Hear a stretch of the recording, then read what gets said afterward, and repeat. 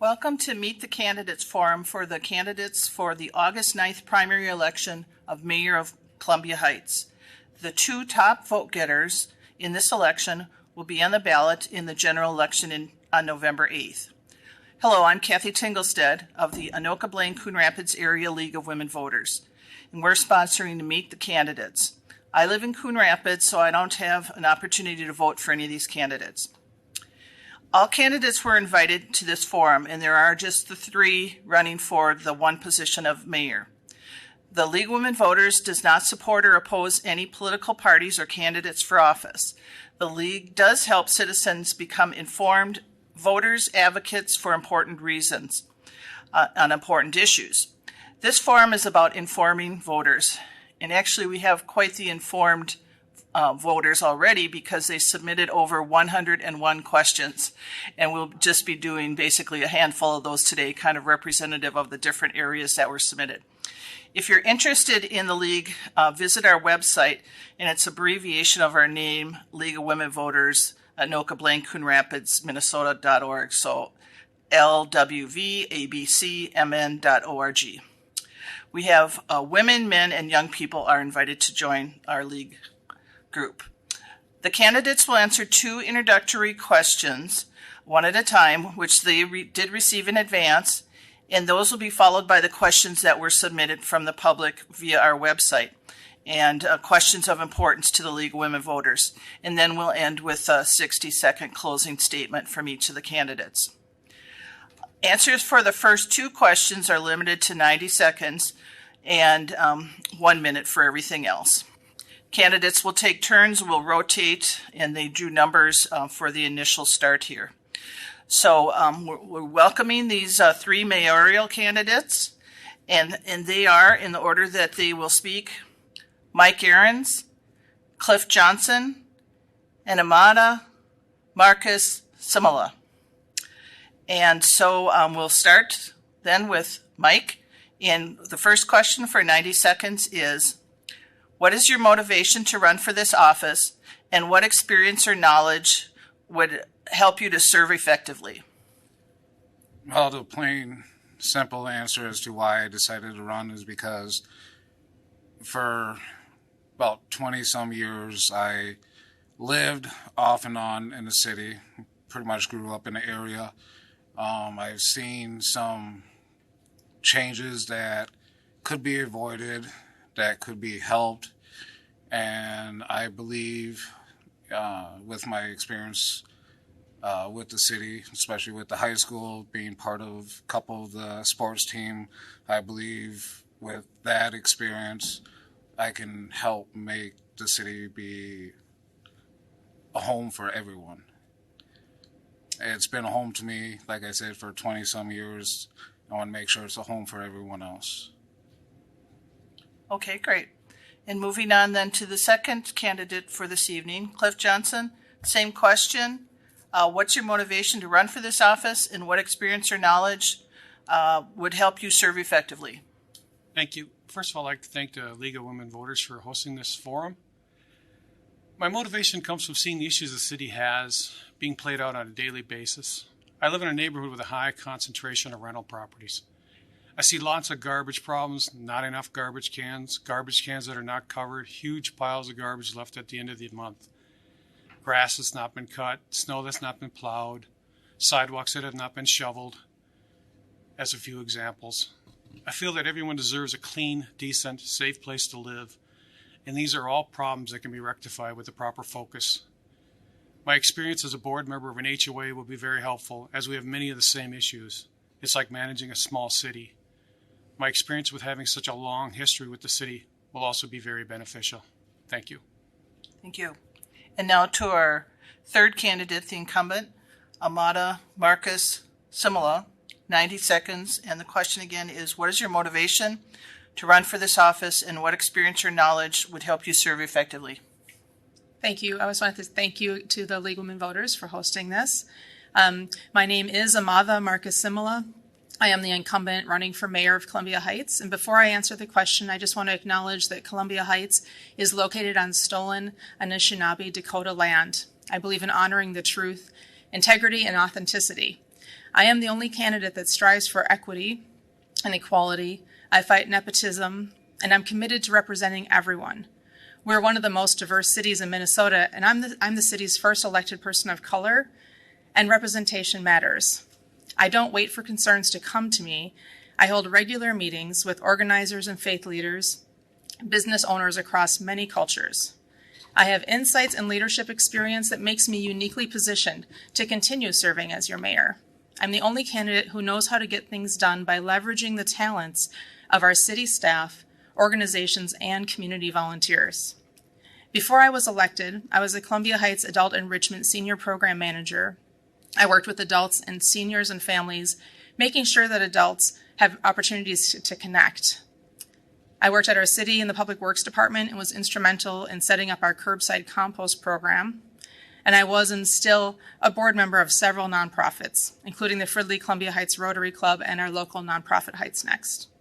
As a mayor who connects with other elected officials in our region, I'm an active member of the Regional Council of Mayors, where I've led presentations on race equity and transportation. Thank you. We'll move on to the second question, and we'll rotate with Cliff Johnson starting this time. Cliff, what are your goals for Columbia Heights' future? Some of the goals, not all of them I have here, but some of them are strengthening the city's management of residential rental properties that we have in the city. Again, everyone deserves a decent, clean, and safe place to live. I'd also concentrate on improving our vendor services, such as garbage and recycling. Everybody in the city can see that we have a problem with those right now. I would like to reinforce in getting a better vendor that would take care of the business that needs to be taken care of. I want to improve public safety within the city, police, fire, etc., including traffic safety. If we address these issues, I feel we can attract more business to the city. Thank you. Thanks.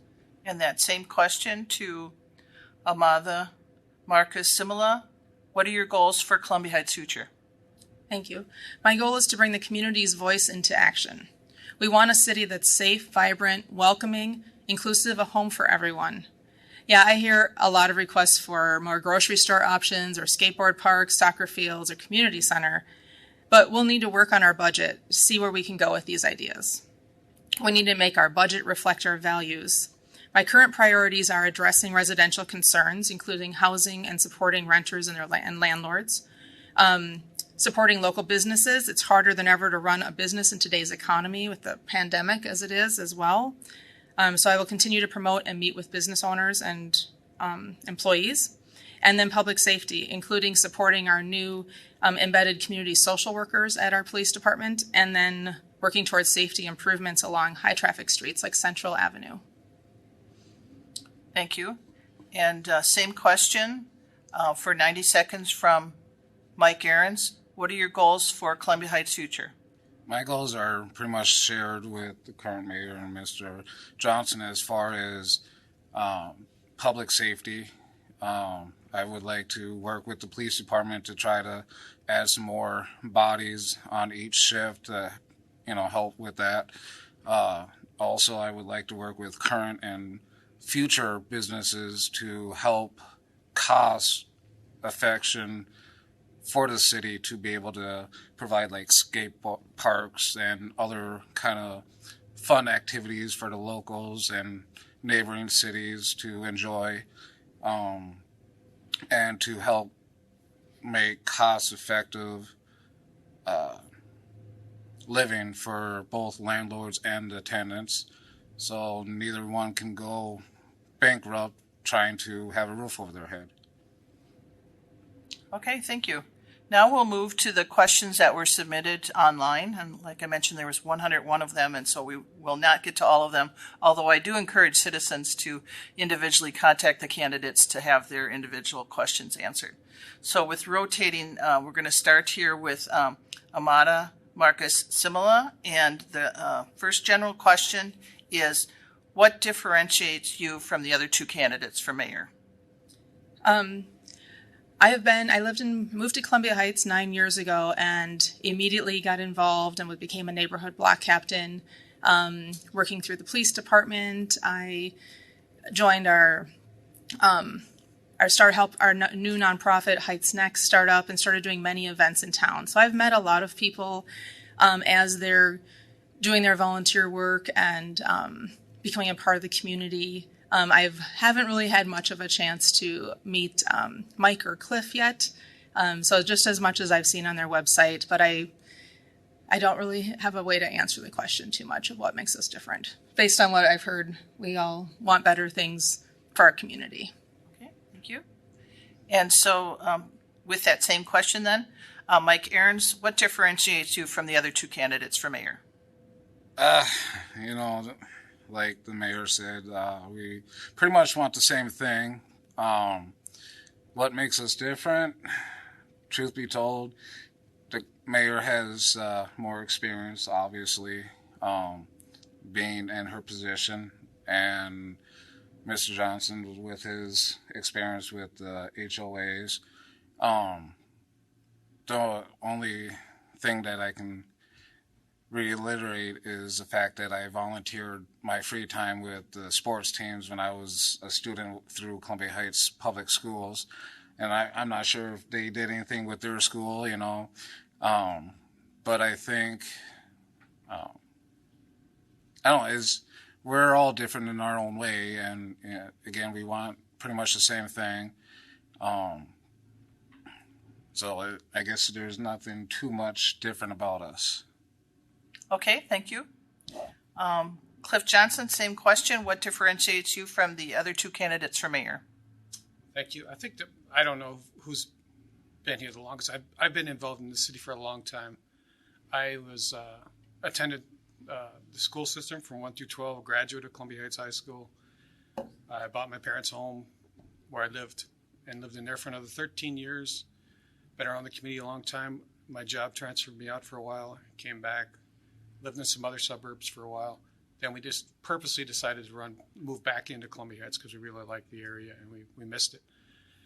The only other thing I can think of that would differentiate me from the other two opponents is I've been a residential housing landlord for 20 years. So I know what it takes to be a good landlord, and I can spot a bad one.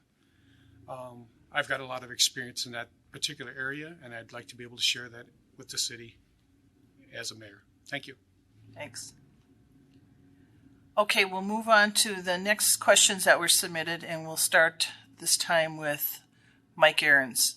And lots of different questions about public safety. And this one's a little bit longer, but bear with me here. The current city charter stipulates that the mayor holds the executive authority over the Columbia Heights Police Department with sole hiring and firing power of the police chief. All other city departments are under the authority of the city manager. Would you support changing the charter to put the city manager in charge of all departments, including the police? Why or why not? I think, in my opinion, it is a little too much authority for one person to hold. I think, in my opinion, what would be more efficient is if it was a committee decision to fire a police chief, hire a new one, get together and give negative and positive reasons as to why we should fire this one and then hire this one to replace him. I think, if we're going to make that kind of a change, that's the kind of change I would make. Okay, thank you. Cliff Johnson, I'll just read the last part of it again, related to public safety and the authority over the police chief. Would you support changing the city charter to put the city manager in charge of all departments, including police? Why or why not? Thank you. As far as this question is concerned, I believe keeping it as it is currently now, with the mayor being in charge of that. I believe this issue was on a referendum at some time not too long ago, and the city turned it down and wanted the mayor to keep control of the chief of police. So I think the city has spoken on that issue. The city manager, she does a great job. She's a really great person. I just don't like having all the control of everything under one person who's not an elected official. I will never, if that's the way people vote, we take another vote, and that's the way the city wants to go, then I'm fine with that too. But the way it is now, I'm perfectly comfortable with leaving it as is. Thank you. Thanks. And that same question now to Amada Marquez Simula. I'll just read that last part. Would you support changing the charter to put the city manager in charge of all departments, including police? Why or why not? Thank you. That's kind of a funny question for me to answer since that's currently what I'm doing. But I believe that that it is going well as it is now. But at the same time, I also agree with Mike and with Cliff. I think have an opportunity for more people to make the decision. I don't see the harm in that. And also it was on the ballot, I think 4 years ago, maybe 6 years ago. And the community did vote to keep it with the mayor. I think I would like to hear more information from the public, how they would feel about changing it. Okay, thank you. We'll go on to the next question, and this one is also specific to the mayor, and we'll start this one with Cliff Johnson. So the person who submitted this question says that as of May of this year, the mayor has issued 32 proclamations over the last 2 years, I guess, 18 in 2021 and 14 in 2022. Would you continue that practice, and if not, why not? Thank you. As far as the proclamations are concerned, it is the mayor's prerogative to do those as they see fit.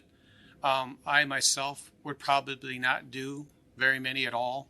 I don't feel that it's my position to shine a spotlight and pick and choose who gets to do that. I would rather just keep mine strictly to like honoring a previous employer or an employee of some kind, or a public service like a policeman or a fireman, or some that kind of proclamation that someone has went above and beyond the service and been an excellent contributor to our city. So in that answer, I would probably not do nearly as many, but I can't say I wouldn't do any. Thank you. Thanks. And so that same question, Amada Marquez Simula, since you are the mayor who's done these proclamations, do you plan to continue that practice? Why or why not? Yes, I do. And the reason is that I think it's a great honor to take a moment and shine a light and reflect on our community. And I have invited the people who receive the proclamations to our council meetings. We have a small reception, and they have an opportunity to bring their families and receive acknowledgement that, for instance, I did one for acknowledging our healthcare workers. And it meant so much to them, and not just for the 4 people who came to receive them, people who live here in Columbia Heights, but to their families to know that someone took the time to acknowledge all the work they've done through this pandemic. So whenever I have an opportunity to take a light and shine sort of the admiration Columbia Heights has for our community members and everyone that makes the city the way it is, I will definitely take that opportunity. Okay, same question. Mike Ahrens. As of May of this year, there's been 32 proclamations over the last 2 years. Will you continue that practice? And if not, why not? With that amount, I don't think I would make that many, especially in only 2 year time. I would have to actually sit down and really observe what it is that I'm proclaiming to recognize. I'm not going to do it just because, Mr. Clifton here has been, part of HOA for how many years? 5 years. And he's done excellent work with making sure that that area is clean. Congratulations on that. But is it worth it? Depends on opinion. So I would have to have a committee, I guess you can say, to help me decide what the proclamation will be for and why. Okay, thank you. Next question relates to business issues in the city of Columbia Heights. And there's actually probably at least 10 questions submitted related to revitalization, what's going on with the city as far as redevelopment.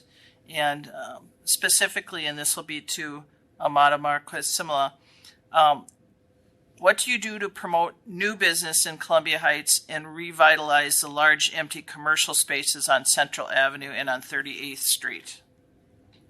What I'm specifically doing as mayor, one of the things I do is I love to visit our local businesses. I use social media frequently, and so checking out our restaurants, stopping at our local printers, stopping at our office buildings, and just saying hi, kind of, having the smile of Columbia Heights stop in and ask how they're doing and how can the city help them more. Inviting members of our community and business owners I've invited to come to city council meetings when they have questions. And I've met with them and talked to them, but then said, it'd be great for you to come into the meeting and let the council hear from you as well, any questions or concerns you have. And so using social media to boost our businesses' awareness and also to continue networking outside of Columbia Heights. Okay. And the same question goes to Mike Ahrens. What will you do to promote new business in Columbia Heights and revitalize the large empty commercial spaces on Central and on 38th Street? Well,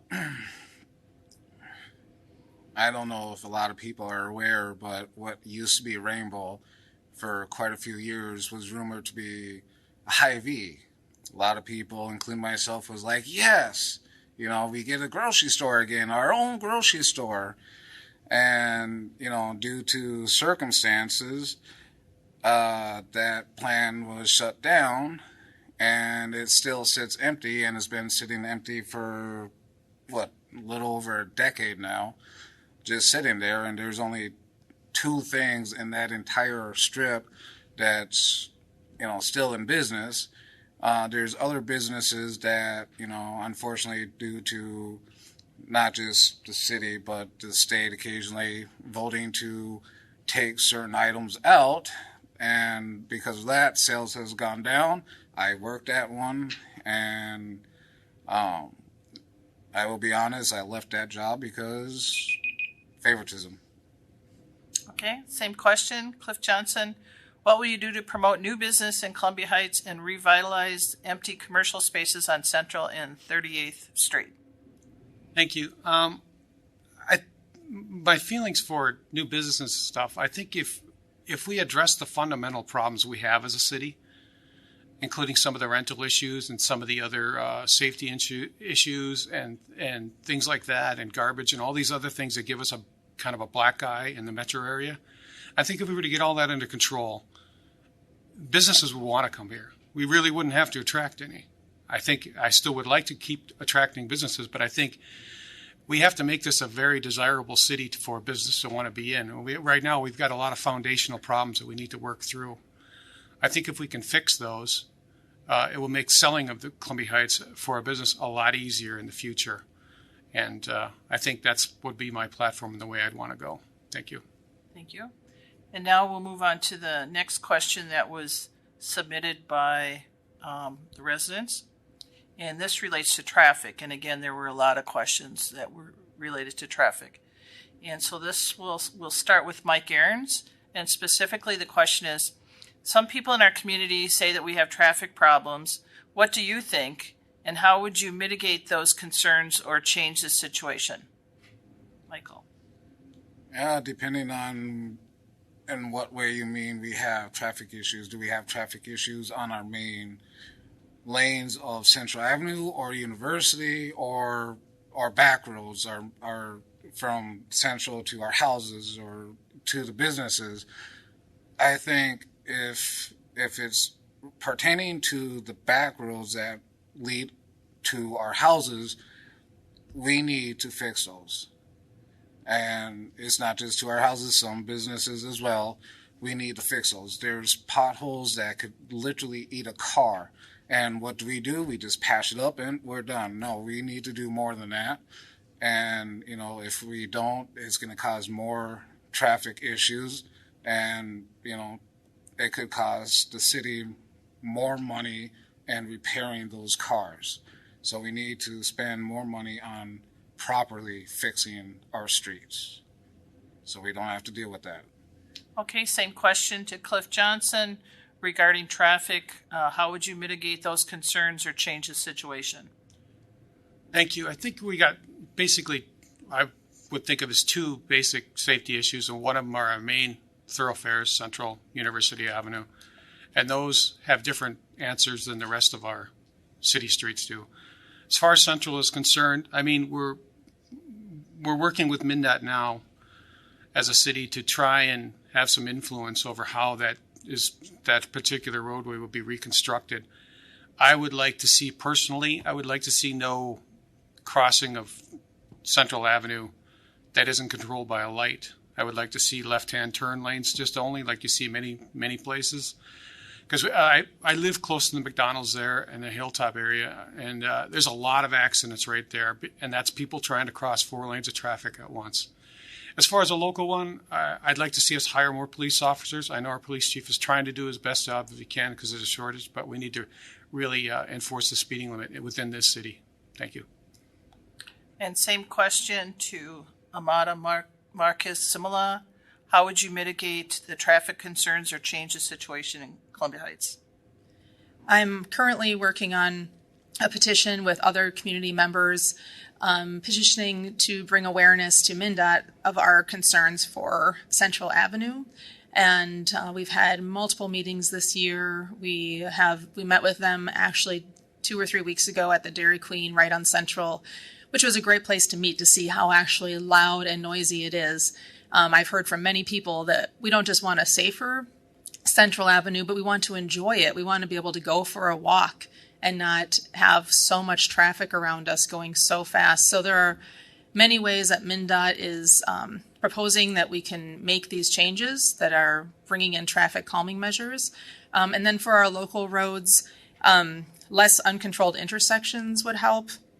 And traffic calming measures such as bump outs and painted stop bars would help at our stop signs as well. Okay, great.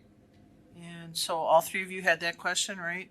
So we'll move on now. There were several submitted regarding diversity issues, and many people will say that kind of the amount of diversity in Columbia Heights is one of the assets to the community and why people move here. So specifically, and we'll start with Cliff Johnson on this one.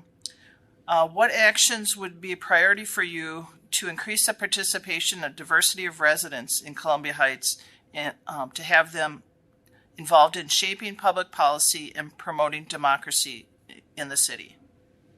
Thank you. I guess as the mayor, I could use the pulpit to invite people and try and get as many people involved in the city government as they possibly can. And by government, I mean commissions and councils and running for mayor and all that stuff. And even involved within the city itself if they can feel they can offer the city through employment. That is pretty much the extent of what we can do is cheerlead people to get involved. I mean, it's very hard to do. I know that with the HOA trying to get my people to come to the meetings and actually vote on something. We couldn't have a quorum the last time because people just don't get involved. And I'd really like to see a lot more people involved within the city. I think it would really help us as a city. Thank you. Mm-hmm. Same question to Amada Marcus Simula. What would be your priority for increasing participation of diversity of residents in Columbia Heights for shaping public policy here and promoting democracy within the city?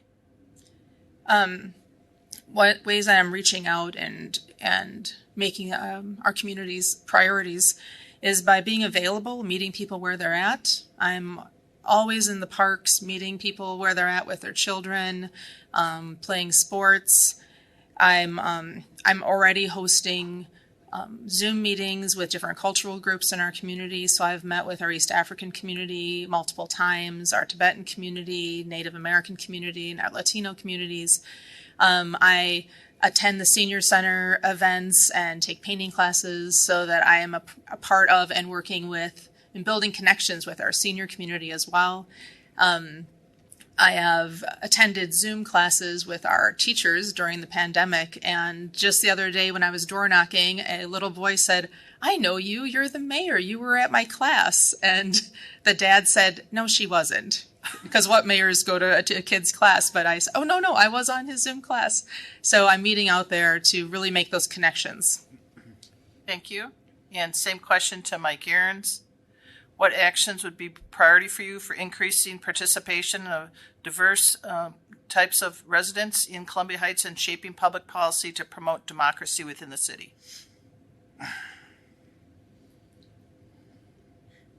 I fully, and how do I put this?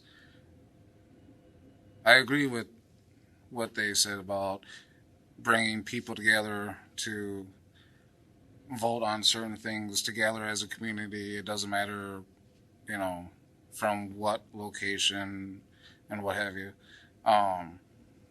But I just try to be more involved amongst the community of everyone. That, no matter what, there's diversity, but we are all together.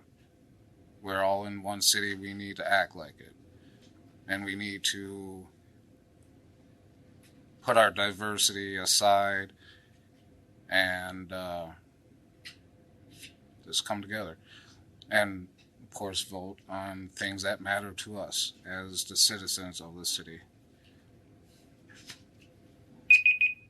Okay, and with this next question, I know with the league we always like to kind of put a lighthearted question or a little bit not so policy-oriented question in here, and we did have several submitted. The one I will not ask you is, if Columbia Heights had a city song, what would it be and why? But the one I will ask you is, tell me something interesting about yourself, a little bit of trivia that community members may not know. And the first one on this one is Amada Marcus Simila. Well, I grew up in a musical home. My dad played bass guitar and played in bands pretty much my whole life. And I love polka music, and my dad was in a polka band in Wisconsin for many years.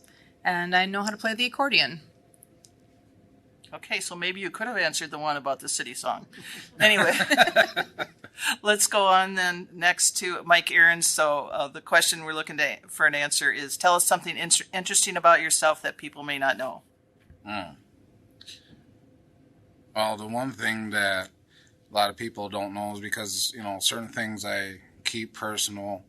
But, eventually, let's say I am elected and stuff like that. One thing that people should know is, I grew up with loving family.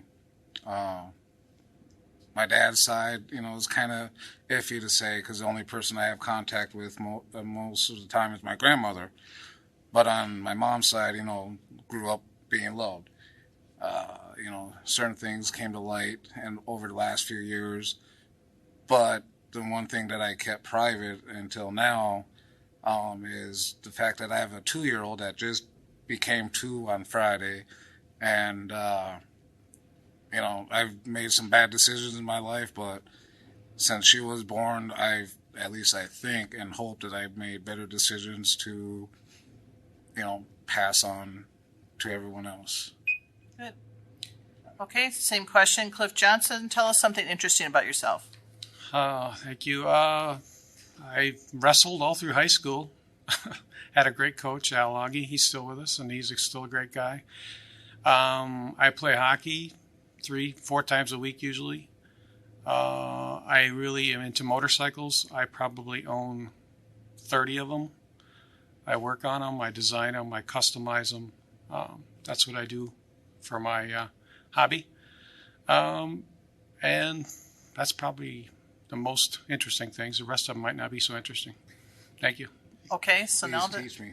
now that I've given you kind of an easy one, lighthearted, we'll go to kind of a tougher one here. There were several questions related to the economy, recession, where things are at financially with the city and with our country as a whole. I know we even had a question submitted by a single mom who talks about how difficult it is to go from paycheck to paycheck. And I know that you hear these issues all the time within the city, and it's the whole country these days. Anyway, this one relates to city services, and inflation and supply chain demands have substantially increased costs of everything. And there's also a tight labor market, and that's elevating the wage demands. And so looking at some of these tougher issues ahead for the city, and we'll start this time with Mike Aarons. Would you support raising taxes as it might be necessary to maintain the city's existing level of services and staff? And if not raising taxes, your other option is basically what would you cut in the city to help keep taxes level? Mike Aarons. Would I raise taxes like property taxes or taxes on businesses? That's two separate issues right there. And some people would say it's the same to a degree, yes and no. Would I raise taxes? No. Would I cut certain things out of the budget? Yes. And, there's things that, when I ran for city council back in 2014, we voted to build a new library. Don't get me wrong, it looks beautiful, but did we absolutely need it? Probably not. Maybe that money could have gone to fixing our roads then. I would not raise taxes and probably cut something out of the budget, maybe. But the issue is we need to bring our people back to work, because I believe more people to work, the more taxes are being deducted from everyone equally, and it will still even out. Thank you. So we'll move on to Cliff Johnson then, and I'll kind of shorten up here. But as far as raising taxes for the city to maintain the current level, or cutting the taxes here in order to cutting services in order to not raise taxes. What's your answer, Cliff Johnson? Thank you. My last resort would be to raise taxes. I think everybody probably would agree on that. I think we need a better understanding of where our money is going and who's paying for what and who is costing the city the most money that's not being paid back, so to speak. An example is licensing for rental properties. I think it's way under. It should be charged more to have a license, as far as I'm concerned. I talked with the chief about it, and some of these instances where they got to go out and they got to notify all these people, it's a money-losing operation. People and companies that are abusing the system need to pay more.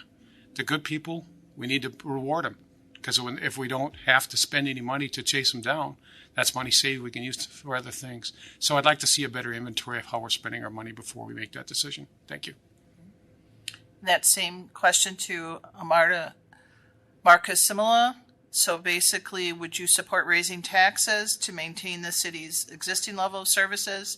Or if not, what areas would you cut to keep taxes level? I would like us to be as creative as possible in any ways that we could continue to have the same services that we already have. I would very much not want to cut any of our services. I feel like our staff operates on a very lean budget as it is. And so there's ways to apply for grants. There's other creative opportunities that maybe we can look at. But in the end, I would definitely not want to cut services. So I would have to then reluctantly have to raise taxes. Okay, and I believe all three of you have answered that one, correct? So we'll go into the closing comments here. And this is also given 60 seconds. So to continue with our rotation, the first one will be Cliff Johnson. Closing statement? Yes. Thank you. I'd like to again thank the League of Women Voters for hosting this forum, and also the voters of Columbia Heights for investing their time and interest in this campaign. I'd like to let people know that I'm a totally independent candidate. I belong to no political parties and answer only to the residents of Columbia Heights. I'm a hardworking and very engaged person. If I'm fortunate enough to get your vote, I promise to work diligently on behalf of the residents by improving our vendor services such as garbage, recycling, etc., improve public safety within the city, including traffic safety, and strengthening the city's management of residential rental properties. I invest very little time on branding myself, as you can probably tell, and actually uncomfortable with self-promotion, even though I understand it is necessary for running for office. I am authentic. What you see is what you get. I promise to make my position a top priority in my life. I hope during this forum the voters have had a better understanding of who I am and what I'm about and what my priorities are. I think you have a clear choice between me and my opponents. Thank you. And then for closing statements, next up is Amada Marcus Simula. Thank you to the League of Women Voters for hosting this again. I appreciate it, and it's been a pleasure. Before I was elected, I was very involved as a community organizer and volunteer, and it is a lot of effort to run for office. And a lot of people I talk to are disillusioned with the government, and they think their vote doesn't count. They feel that it won't matter anyway. But a lot of people don't realize that anyone who runs for this office, we are doing it because we believe in the system. We believe in the hope that democracy does work. I work more than 40 hours a week as the mayor. I don't have an assistant on staff, and I'm paid $6.63 an hour plus health benefits to do this position because I believe in it and I believe in taking care of our community. In fact, I gave up my paid position last year to make sure I had time to do this. My name is Amada Marcus Simula. I would be proud to earn your vote and to continue serving as the mayor of Columbia Heights. Thank you. And our final candidate for closing statements is Mike Ahrens. I would like to finally say thank you to the League of Women Voters for this opportunity to be here. It has been a learning curve. It's been an honor to actually see these two wonderful individuals in person and not just, posting on Twitter and Facebook and what have you. Like Mr. Johnson said, I'm self-promoting. I don't have any signs, even though it would be nice to have at least one. But, I